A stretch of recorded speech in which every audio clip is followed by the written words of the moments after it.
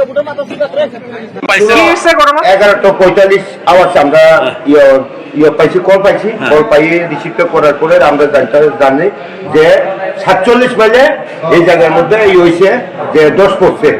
লোক 3 জন জনের কথা কইছিল, কিন্তু আমরা দুইজন দেখছি। দুইজনের মধ্যে একটা রেস্কিউ করছি আমবাসা, আর আমরা আনছি। আমরা একটা আনছি, ফায়ার ব্রিগেড। আমরা একটা আনছি 1009 DR01E 1009 দিয়ে আমরা একটা আনছি, রেস্কিউ করছি।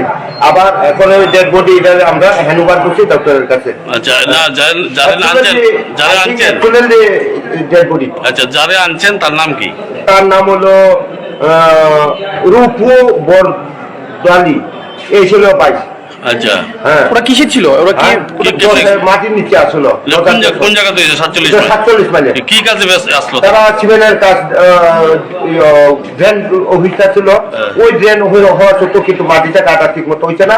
তো ওই মাটিটা 10 পয়সা এটা বাইয়া করতে একজন মানে নিচে ড্রেনে কাজ করতেছে, ড্রেনের কাজ করতে, তারা সিমেন্টের কাজ করতে। আচ্ছা, উপর থেকে পুরো মাটিটা